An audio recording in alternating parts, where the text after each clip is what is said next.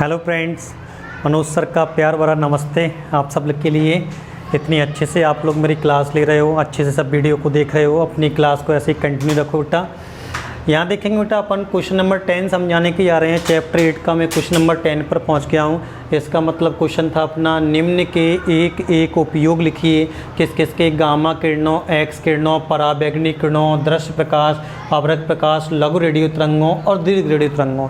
इन सब का बेटा अपन को एक एक उपयोग लिखना है। उपयोग के साथ साथ मैं आपको सबकी खोज करता हूँ कि नाम बता देता हूँ कि किस वैज्ञानिक ने किस तरंग की खोज की थी, और इनकी परास भी मैं आपको साथ साथ में बता दूंगा। तो देखेंगे बेटा, मैं सिस्टमेटिक तरीके से आपको सभी वैज्ञानिकों के नाम दिमाग में याद करवाऊंगा, तो आपको रटना नहीं पड़ेंगे। नहीं तो एक साथ इतने वैज्ञानिकों को दिमाग में रखना मुश्किल हो जाता है बेटा। तो यहाँ से अपन देखेंगे गामा किरणों और एक्स किरणों में अंतर। इससे पिछली वीडियो मैंने आपको समझाया था क्वेश्चन नंबर 9 में, तो उसका आपको वैज्ञानिकों का ध्यान भी होगा बेटा। गामा किरणों की खोज किसने की थी? बैक्यूरेल नामक वैज्ञानिक ने की थी। किसने? बैक्यूरेल नामक वैज्ञानिक ने की थी। और एक्स किरणों की खोज किसने की थी बेटा? रॉन्टजन नामक वैज्ञानिक ने की थी। किसने की थी? रॉन्टजन ने। दो का तो आपको याद होगा।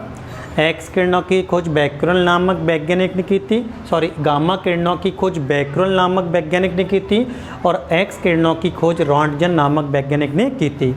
इन दोनों का आपको पिछली वीडियो से ध्यान होगा। आगे चलते बेटा। लघु माने होता है छोटा। लघु माने क्या होता है? छोटा। छोटी तरंगों की जो खोज की थी वो आपको ध्यान होगा हर्ट्ज वैज्ञानिक ने की थी। जब मैंने ये चैप्टर स्टार्ट किया था बेटा, तब मैंने आपको 3 वैज्ञानिक बताए थे कि तरंगों की खोज किसने की थी, तो वो मैक्सवेल ने की थी। तरंगों की प्रायोगिक पुष्टि किसने की थी, तो वो हर्ट्ज ने।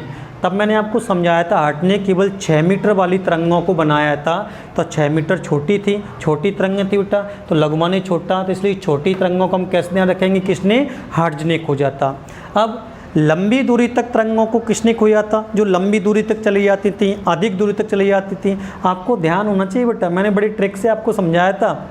मार्कोनी भाई साहब ने तरंगों को कोनी मार मार के कहाँ भिजा दिया था? अधिक दूरी तक भिजा दिया था। तो दीर्घ माने होता लंबी तरंगें, तो वो किसने खोजी थी बेटा? मार्कोनी ने खोजी थी। किसने? मार्कोनी ने। मार्कोनी ने कोनी मार मार के उनको कहाँ भिजा दिया था? अधिक दूरी तक भिजा दिया था बेटा। तो ये अपनी 4 वैज्ञानिक क्लियर हो गए। आगे चलते हैं अपन। दृश्य प्रकाश। तो प्रकाश के बारे में सबसे ज़्यादा खोजबीन की है अपनी न्यूटन वैज्ञानिक ने। प्रकाश के ऊपर सबसे ज़्यादा प्रैक्टिकल किसने की है? न्यूटन वैज्ञानिक ने। ये अपना बेटा 5 वैज्ञानिक क्लियर हो गए। आगे चलती हैं अपन अवरक्त प्रकाश और पराबैंगनी किरणें। तो अवरक्त प्रकाश का क्रिकेट के खिलाड़ी से याद कर लो, एक हर्शल गिब्स खिलाड़ी है, हर्शल गिब्स। तो उसी से याद कर लो कि अवरक्त प्रकाश की जो खोज की है वो हर्शल गिब्स ने की थी। गिब्स मत लिखना, केवल अपनी दिमाग में ध्यान रखना। यानी अवरक्त प्रकाश की जो खोज किसने की है? हर्शल ने की है बेटा। ठीक। पराबैंगनी किरणों का और रह गया है, तो अपनी दिमाग में ट्रिक बना लो कि पराबैंगनी किरणों की, ये मैजिक का फंडा है दिमाग में ट्रिक बनाने के लिए, कोई किताबी भाषा नहीं होता, मैजिक का फंडा। कि आपको याद कैसे रह पाएगा? तो ऐसे याद कर लो कि पराबैंगनी किरणों की खोज एक रिटायरमेंट आदमी ने की थी। किसने? एक रिटायरमेंट आदमी ने की थी, इसलिए इसके वैज्ञानिक का नाम रिटर मतलब एक रिटायरमेंट आदमी ने इसकी खोज की थी। तो पराबैंगनी किरणों को कैसे याद रखना अपन को कि रिटायरमेंट आदमी ने इसकी खोज की थी, तो इसलिए वैज्ञानिक का नाम है रिटर मतलब रिटायरमेंट। तो पराबैंगनी किरणों की खोज किसने की? वैज्ञानिक रिटर ने की थी। ये बेटा मैंने सभी के आपको वैज्ञानिकों के नाम समझाए। अब आगे चलते हैं। अब मैं बेटा सबकी परास समझाता हूँ आपको। सबकी परास देखेंगे जरा। परास, गामा किरणों की परास आपको पिछले क्वेश्चन में भी याद होगी। 0.001 एंगस्ट्रॉम से 1 एंगस्ट्रॉम थी। 0.001 एंगस्ट्रॉम से 1 एंगस्ट्रॉम थी। सिस्टमेटिक तरीके से परास ऐसे ही आगे की साइड बढ़ती चली जाएगी। रॉन्टजन की जो परास थी वो 1 एंगस्ट्रॉम से 100 एंगस्ट्रॉम थी। कितनी थी? 1 एंगस्ट्रॉम से 100 एंगस्ट्रॉम। पराबैंगनी किरणों पे आ जाते हैं, तो इसकी परास 100 एंगस्ट्रॉम से 4000 एंगस्ट्रॉम थी।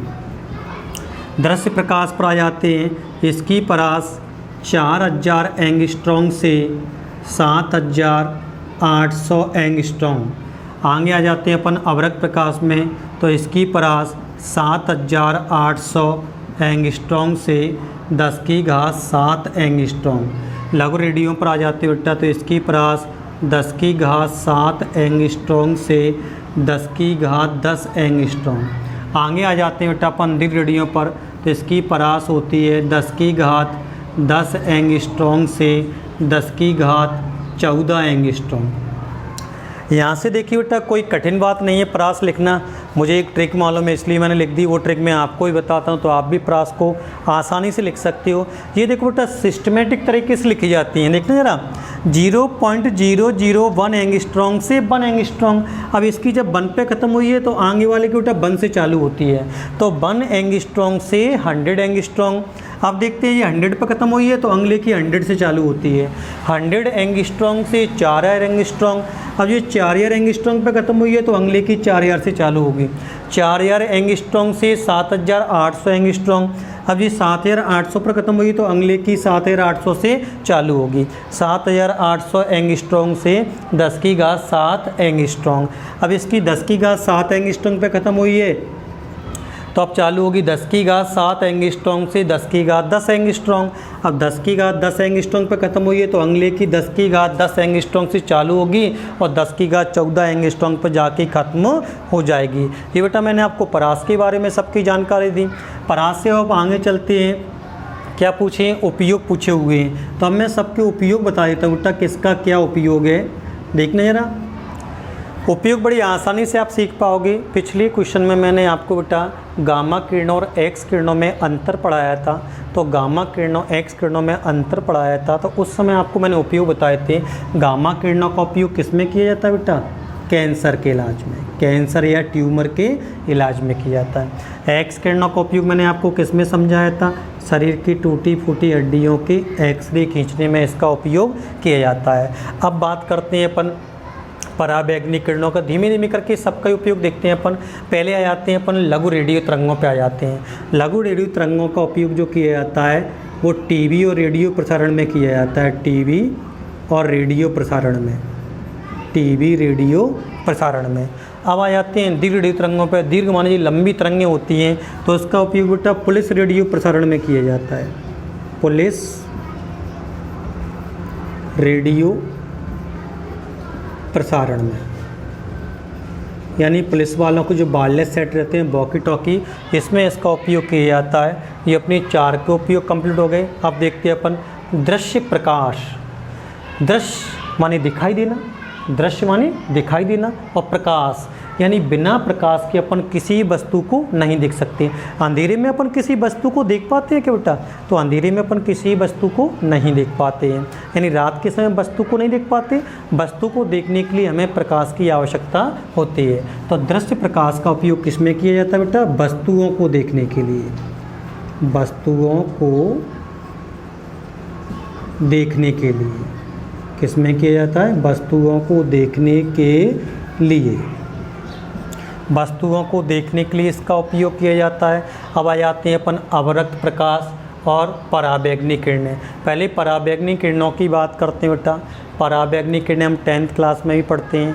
पराबैंगनी किरणें अत्यंत हानिकारक किरणें होती हैं, अत्यंत हानिकारक होती हैं, सूर्य से आती हैं तो ओजोन परत इन्हें अवशोषित करती रहती है और पृथ्वी तक नहीं आ पाती हैं। अगर पराबैंगनी किरणें डेंजरस किरणें होती हैं, खतरनाक किरणें होती हैं, अगर ये पृथ्वी पर आ जाएंगी बेटा तो पृथ्वी पर रहने वाले सभी जीव जंतु वनस्पति प्राणी सभी नष्ट हो जाएंगे, खत्म हो जाएंगे। तो पराबैंगनी किरणें जब इंसानों को मार सकती हैं बेटा, तो पराबैंगनी किरणें कीटाणुओं को तो मार ही सकती हैं। तो पराबैंगनी किरणों का ऐसे दिमाग में ट्रिक बना लो कि जो किरणें इंसानों को मार सकती हैं वो कीटाणुओं को मारने में, कीटाणुओं को मारने में। और भी बेटा इसके उपयोग हैं, पराबैंगनी किरणों के और भी उपयोग हैं, जैसे शुद्ध घी की जांच करने में भी पराबैंगनी किरणों का उपयोग किया जाता है।